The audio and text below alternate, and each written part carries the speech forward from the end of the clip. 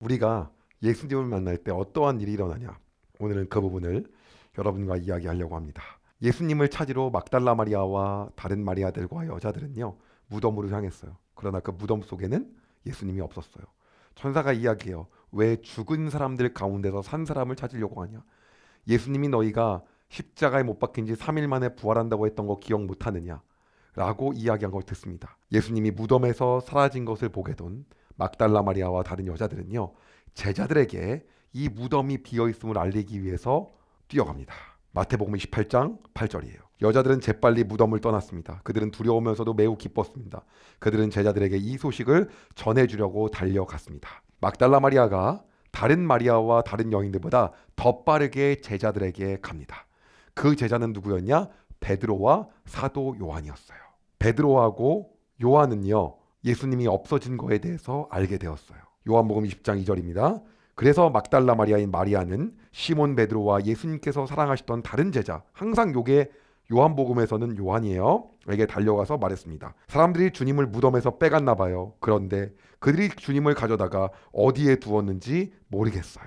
이 얘기를 듣고 사도 요한이 달려갑니다. 그리고 베드로가 뒤따라 달려옵니다. 그리고 사도 요한은 와서 무덤에서 밖에서 이렇게 본 사이에 우리의 행동파 베드로는 무덤에 들어갑니다. 그런데 그 안에 예수님이 계시지 않는 거예요. 성경은 이때의 상황을 이렇게 말합니다. 요한복음 20장 1절에서 10절이에요. 이때까지만 해도 제자들은 예수님께서 죽음에서 살아나야 한다는 성경 말씀을 깨닫지 못했습니다. 그리고서 두 제자는 자기 집으로 돌아갔습니다. 막달라 마리아가 이들을 데리고 온 거잖아요. 여기 있다고요. 그리고 이 두 제자들은 가버렸어요. 그리고 그 무덤에는 막달라 마리아만 남았어요.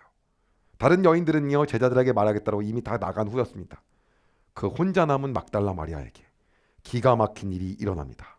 누군가 와가지고 왜 울고 있냐고 물어보는 거예요. 근데 누가 우리 주님의 시체를 빼갔다고 얘기해요.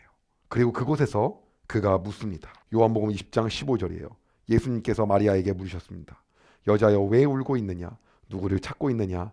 마리아는 그분이 동산 관리인인 줄 생각하고, 관리인인 줄 착각하고, 당신이 그분을 다른 곳으로 옮겨 놓았다면 어디로 옮겨 놓았는지 말씀해 주세요. 그러면 제가 모셔갈게요. 라고 말했습니다. 예수님인지 안 거예요? 모른 거예요? 모른 거예요.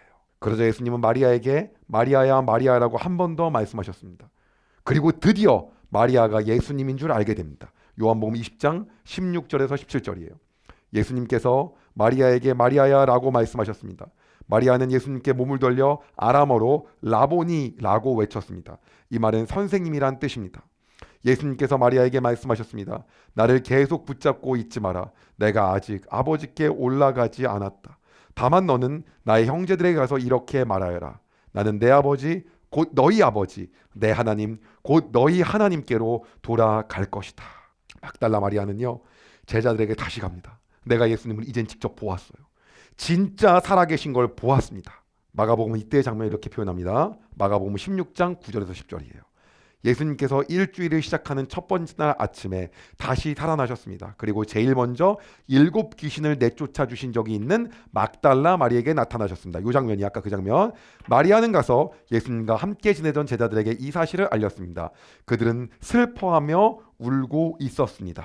한편 막달라 마리아와 함께 예수님의 제자들에게 이 소식을 알리러 갔던 여인들은 여전히 가고 있었어요. 그 사이에 막달라 마리아는 이미 베드로와 요한을 데리고 와서 갔다가 없이 가고 울고 있고 예수님 만났는데 그 여인들도 제자들 향해 가고 있었던 거예요. 그런데 어떤 일이 일어나냐? 그때였어요. 그때 무슨 일이 일어나냐면 마태복음 28장 9절에서 10절입니다. 그때 갑자기 예수님께서 여자들에게 나타나셔서 말씀하셨습니다. 이번에는 그 여자들에게도 나타난 거예요. 그래서 우리가 여자들 정리도 한 번 한 겁니다. 예수님을 이제 두 번째로 본 거예요. 잘 있었느냐? 여자들은 예수님께 다가가서 그분의 발을 붙잡고 절했습니다. 그러자 예수님께서 말씀하셨습니다. 두려워하지 마라. 가서 내 형제들에게 갈릴리로 가라고 말하여라. 거기서 그들이 나를 볼 것이다. 예수님께서는 다른 여인들에게도 나타난 거였어요. 그런데 그때였어요.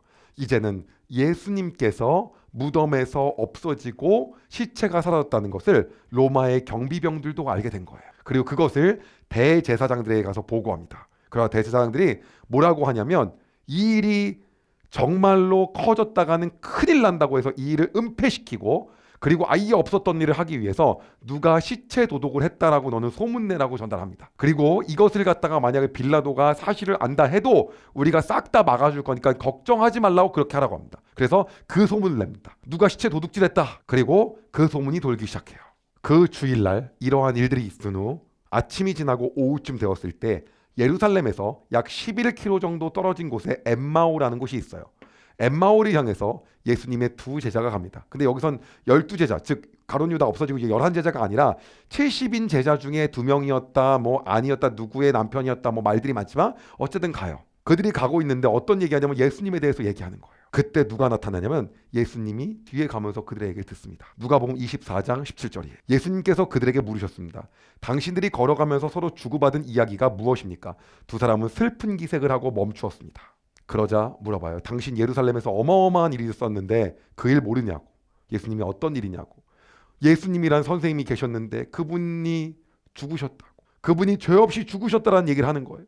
그런데 오늘이 그분이 죽으신 지 3일째 된 날인데 시신이 없어졌다. 거기에 가본 사람들이 시신이 없어졌는데 천사가 그 예수님이 죽었다 살아난 거라고 얘기했다 라는 거를 내가 들었다 라는 얘기들을 이들이 예수님께 합니다. 그러자 예수님이 그들에게 말합니다. 누가복음 24장 25절에서 26절이에요.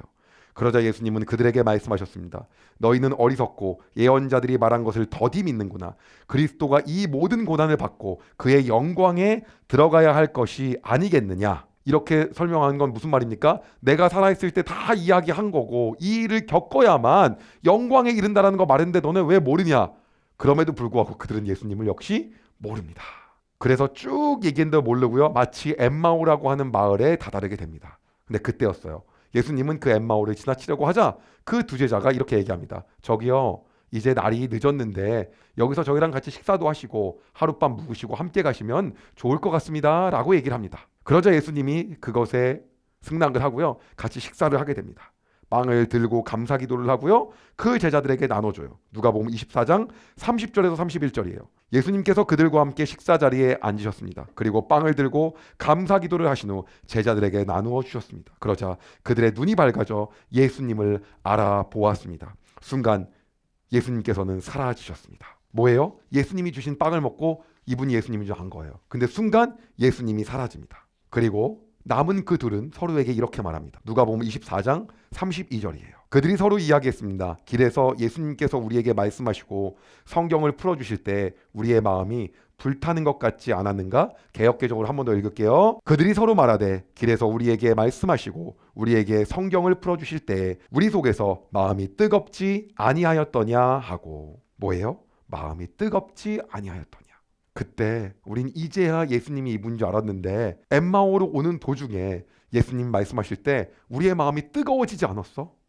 라고 얘기하는 거예요. 여러분 뭡니까? 예수님을 만나게 되면요 우리의 마음이 뜨거워지는 거예요. 그분을 향한 그 불타는 마음이 멈출 수가 없게 되는 거죠. 그리고 이제 이 두 제자들은요 예수님의 제자가 있는 11명이 있는 예루살렘으로 다시 달려가는 거죠. 내가 예수님을 진짜 만났다. 이분이 예수였다. 여러분 우리가 예수님을 만나게 될 때 어떠한 일이 삶에서 일어납니까? 우리의 마음이 차갑지도 차지도 덥지도 않더라라고 할 수가 없어요. 우리의 마음은 뜨거워질 수밖에 없는 거예요. 예수님을 전하지 않을 수가 없는 거예요. 예수님의 사건에 대해서 우리가 말하지 않을 수가 없는 거예요. 이게 우리가 예수님을 만나게 될 때에 우리 인생에 일어나는 일인 거예요. 그래서 사람들이 이런 말을 합니다. 예수님을 믿는 사람은 삶으로서 전도를 해야 된다. 어떻게 해요? 내 삶을 보여주면서. 그리고 나서 얘기합니다. 예수천단 불신지옥은 오히려 사람들을 막대 먹게 만드는 거고 더 반감이 들게 하는 거다. 이제는 예수님 믿으라고 말해서 믿는 시대가 지났다. 여러분 그러나 우리가 예수님을 만나면 믿으라고 말하지 않을 수가 없는 거예요. 우리가 예수님을 선포하지 않을 수가 없는 거예요. 이게 우리 안에 예수님이 오셨을 때 우리 안에 불타면서 일어나는 일인 거예요. 남들이 얘기하는 겁니다. 많은 사람들이 얘기해요. 묵묵하게 신앙생활을 하며 자기의 삶을 지켜가는 거 좋은 얘기입니다. 그러나 우리가 예수님을 만나게 될 때 우리는 그 예수님을 전하지 않을 수가 없는 거예요. 저는 어렸을 때 아버지하고 여기저기 여행을 많이 다녔는데 우리 아버지는요 어디만 가면 거기 있는 사장님하고 주인하고 얘기하는 걸 너무 좋아하는 거예요. 근데 어머니가 별로 안 좋아해요. 그래서 아버지는 그 음식을 꼭 사줘요. 막 더 사줘요. 그리고 꼭 하는 게 있어요. 교회 다니세요? 마지막엔 항상. 그리고 어떠냐면 또 옛날 사람들은요 기도 받는 걸 좋아해요. 그 옛날에는 기도는 다 좋아해. 정말 웃긴 것 같아요. 그래서 아버지가 꼭 기도해주고 만나라 그러고, 더 웃긴 건 뭔지 아세요? 그 식당에 또 찾아가요. 그 교회 다니시냐고. 다니기 시작했대.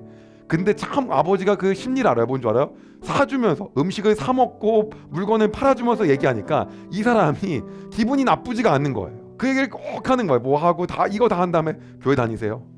늘 제가 그걸 보고 알게 된 거예요. 어떤 걸 알게 됐냐면, 우리가 예수님을 만나면 예수님을 전하지 않고는 살 수 없다는 거예요. 예수님을 얘기하지 않고 살 수 없는 거예요. 다시 한번 읽어드릴게요. 그들이 서로 말하되 길에서 우리에게 말씀하시고 우리에게 성경을 풀어주실 때 우리 속에서 마음이 뜨겁지 아니하더냐 하고. 어떻습니까?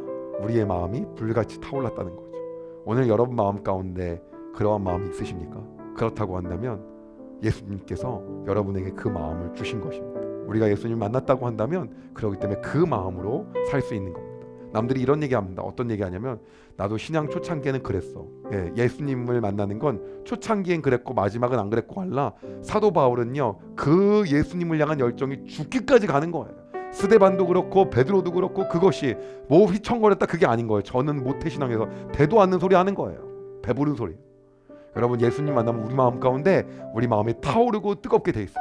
오늘도 그 주신 마음을 갖고 예수님을 전하는 삶 살기 소망합니다. 기도하겠습니다. 주님, 우리에게 찾아오셔서 우리를 만나주시고 우리의 마음을 뜨겁게 하시고 오늘도 우리에게 내가 그라고 말씀하여 주셔서 감사합니다.